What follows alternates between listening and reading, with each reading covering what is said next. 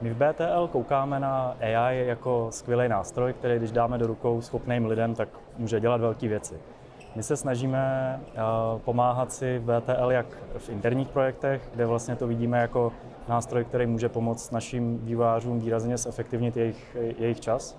Například si myslím, že pro programátory je to skvělý pomocník, díky čemuž se můžou soustředit na to, v čem jsou dobří a nechat tu rutinní práci na někoho jiného, což mi přijde super. Ale vlastně snažili jsme se pomoct i v tom, aby jsme zinovovali nějaké naše produkty, kde jsme například využili ty algoritmy umělé inteligence pro to, abychom vyvinuli EKG přístroj, kde nám umělá inteligence pomohla navrhovat některé interpretace poruch srdečního rytmu právě pro ty doktory, aby jim zase ušetřila ten čas.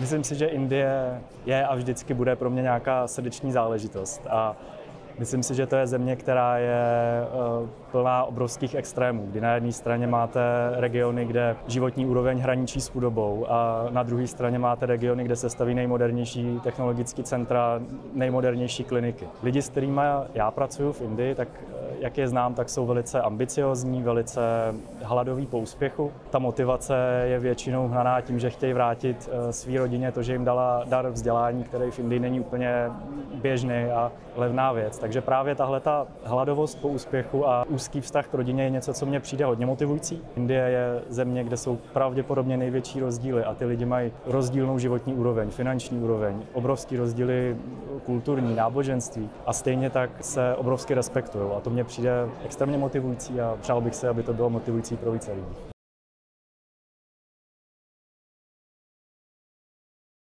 Určitě to tak je. Jsou trhy, které jsou výrazně náročnější. Dlouhodobě, nebo dříve to pro mě byla hodně třeba Amerika, Brazílie, Korea, Japonsko. Dlouhodobě je velký problém s Čínou. Myslím si, a trochu mě to mrzí, že poslední dobou nás minimálně dohnala, nebo možná i předehnala Evropa, kde vlastně za posledních pár let se ta situace výrazně zkomplikovala. A myslím si, že vlastně pro nějaké menší firmy je v podstatě nemožné nebo extrémně náročné a drahé se vlastně na tu Evropu dostat. Myslím si, že vlastně jsou tam i rozdíly v tom, jaké věci třeba jsou potřeba, nebo jaké věci vlastně chce ten trh. Kdybych měl říct třeba, co je tam rozdílného z pohledu těch zákazníků, tak jsou trhy, kde ten trh se snaží vyřešit nějaký svůj problém, nějakou svou potřebu. Například v Evropě to bude velký hlad po nějaký digitalizaci, který naprosto jasně urychlí všechny věci v nemocnici, urychlí personálu, ušetří spoustu času. Kdežto například v té Asii nebo v té Indii, tak vlastně ten problém nemají. Mají problém, že dostupnosti péče, takže tam bude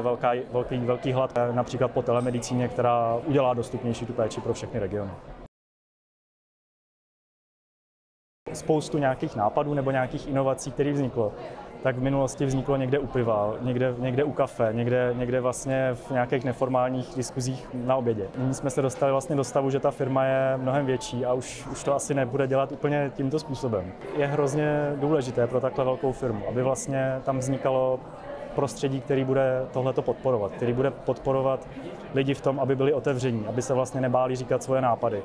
Protože vlastně jako každá technologická firma, myslím si, že i my jsme závislí ne na tom, že budeme mít 3-4 nějaký myslitele, kteří budou vymýšlet inovace, ale to, že ty lidi budou chodit za náma a budou říkat, co kdyby jsme změnili tohle, co kdyby jsme vymysleli takový nápad. Pak, když my budeme úspěšní v tom, že těm lidem ukážeme, že to je to, co chceme, budeme jim naslouchat, budeme je vybízet k tomu, aby to dělali víc. Já to osobně beru jako úspěch, že jsme vlastně schopni tímhletím dosáhnout tomu, že ten tým samotný přichází s těma inovacemi.